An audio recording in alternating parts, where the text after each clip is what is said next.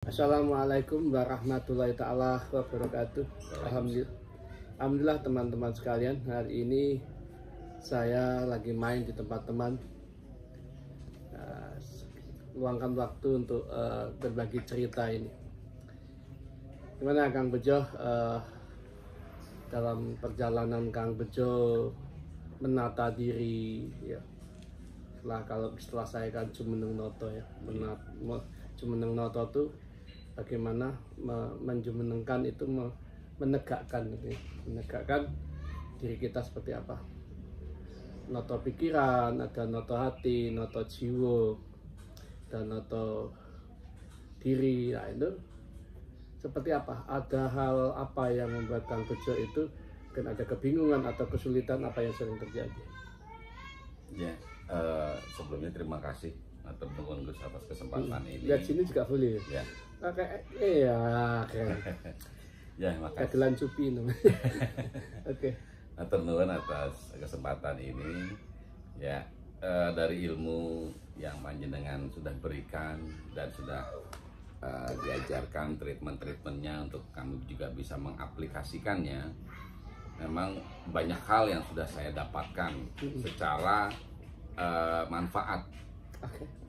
Mulai dari mulai kalimat, menata pikiran, menata hati, dan perilaku ini perlahan-lahan terus berbuah hasil yang baik buat yang saya alami.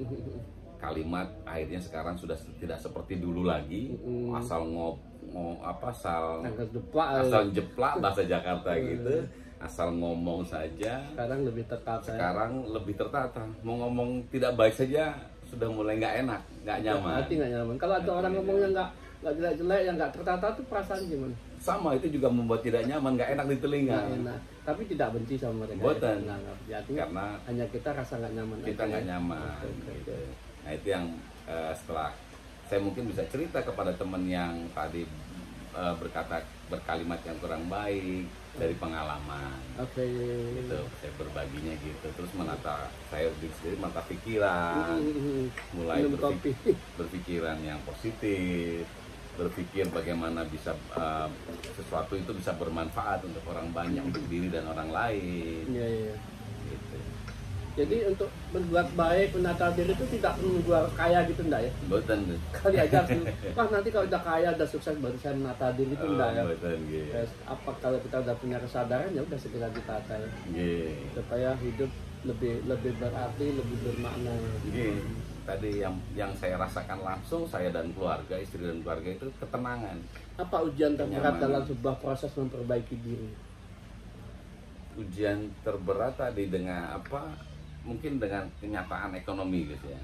Mungkin itu yang terlihat sepertinya berat. Tapi padahal setelah kita mengikuti ajaran dari Gus, lakoni saja seperti ini ternyata tidak masalah. Tidak masalah kan? Katanya ya nggak mati karena ini ya. Tetap makan bisa sehari 3 kali kan gitu.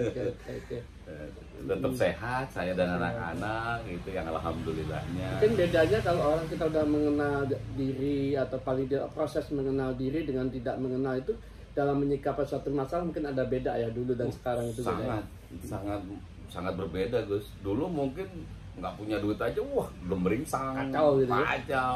Bisa itu menimbulkan emosi, amarah dalam rumah tangga juga ya. Sama anak mungkin cepat marah, sama istri marah. Itu sangat jauh sekali. Nah dalam proses menata diri untuk mengenal jati diri ini lebih tertata dalam menyikapi masalah, lebih tenang gitu ya. Itu lagi apa ini ya Allah gitu, apa ini terus saya harus melakukan apa ya Allah, cepat kembali ke Allah.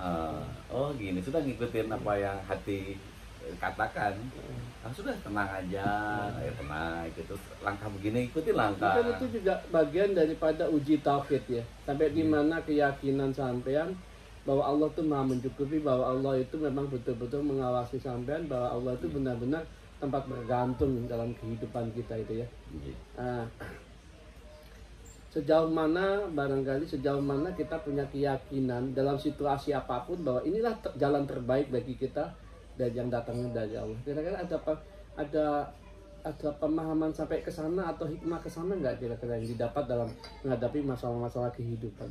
Terutama situasi mungkin dulu kalau dulu kan dagang ya, di pasar gitu, belum COVID rame ya penjual. Sekarang setelah COVID gimana, sepi ya? Sangat sepi ya. Artinya mungkin harus ada haluan berubah gitu kan. Nah artinya apa? Artinya sejauh mana ketakutannya dengan masalah kehidupan, padahal kan sudah yakin bahwa segala sesuatu adalah mutlak milik Allah, gitu, seperti apa? Apa yang dirasain? Yang pertama kan karena kita sudah dapat bocorannya, tanda kutip, ilmunya dari panjenengan, ilmunya, terus kisi-kisinya itu sudah disampaikan oleh panjenengan. Ini akhirnya itu yang memodal kita. Akhirnya setelah kita jalani, karena ada kisi-kisinya itu, oh gini tuh, ya sudah ngikut saja seperti apa yang sudah panjenengan sampaikan itu. Ternyata lebih nyaman ya. Ternyata Masya Allah, bukan hanya nyaman, tapi Allah memberikan juga jalan keluar. Itu benar-benar kita tuh bergantung total kepada Allah. Nah, kalau namanya bergantung, yakin pada Allah yang Maha Pengasih, Maha Penyayang, Allah Maha Mencukupi, artinya nggak ada ketakutan di sana mestinya ya. Insya Allah nggak ada itu. Gitu. Kalau takut berarti konsep keyakinannya belum total kan ya sama Allah ya. Artinya hidup memang harus diyakinin bahwa Allah itu betul-betul adalah Tuhan tempat bergantung, Tuhan tempat meminta ya. Oke, luar biasa teman-teman. Jadi ternyata masalah hidup itu bukan Anda saja, tapi semua orang punya masalah dengan situasi dan kondisinya masing-masing. Tapi yang jadi masalah adalah dalam menyikapi suatu masalah kehidupan, sejauh mana keyakinan kita kepada Allah bahwa ini nggak ada masalah gitu, bahwa ini akan selesai dengan baik, bahwa apa yang kita hadapi ini adalah bagian daripada pematangan tauhid kita kepada Allah, pematangan keyakinan kita kepada Allah. Kita takut atau tidak menyikapi kehidupan, kita ragu atau tidak, kita yakin tidak bahwa Allah itu Maha Mencukupi. Padahal secara sadar waktu nggak ada masalah kita fine-fine aja, duit banyak, Allah Maha Pemberi, Allah Maha Mencukupi. Tapi saat kita kurang, mampu enggak kita punya keyakinan seperti itu? Kayaknya itu menarik ya, dalam perjalanan tuh ini deh. Jadi sebuah ilmu pemahaman itu memang butuh praktek ya. Membuktikan kalau kita ini punya keyakinan atau tidak. Luar biasa. Terus sekarang udah yakin kalau Allah itu betul-betul Maha Menolong ya. Sangat yakin. Ya, sampai ke hati ya, bukan hanya sekedar yakin di akal, tapi sampai ke hati. Itu yang kan dengan yang sering diajarkan kepada kita, antara akal tadi dengan hati ini yakinnya sampai di mana? Apa yakin hanya di pikiran atau yakin sampai di hati? Ternyata setelah kami praktekkan harus sampai ke hati, yakin itu Allah, bahwa Allah itu Maha Penolong, benar-benar itu Allah Maha Penolong, yakini bahwa Allah menolong. Itu luar biasa. Tanpa dijalanin nggak tahu ya kita, bukan hati kita sampai mana ya. Luar biasa. Alhamdulillah teman-teman. Mudah-mudahan sekelumit kita bercanda dalam sebuah perjalanan, canda dalam sebuah ilmu, tetapi ini adalah apa namanya, uji materi diri kita masing-masing. Sejauh mana kita yakin dengan kehidupan, yakin pada Allah tentang kehidupan kita. Baik, mungkin nanti kita akan bercerita lagi, banyak yang lain lagi. Semoga ini menjadi inspirasi teman-teman bahwa untuk mengukur keyakinan kita kepada Allah adalah perjalanan ya. Kan sekedar teori, tapi di dalam kita menyikapi masalah dalam perjalanan, sejauh mana keyakinan kita kepada Allah. Betulkah kita ini yakin pada Allah? Apa kita justru ketakutan, kecemasan, malah ragu gitu ya. Tapi insya Allah dari pengalaman teman-teman, Kang Bejo dan teman-teman yang lain, tentunya semoga semakin mantap semua. Karena saya juga sering mengalami situasi dan kondisi yang seperti itu dulu. Dan saya berharap juga kedepannya sih ya fine-fine aja lah, nggak terlalu berat gitu ya. Tapi yang paling pokok adalah situasi apapun, jangan hilangkan Allah di dalam kesadaran kita.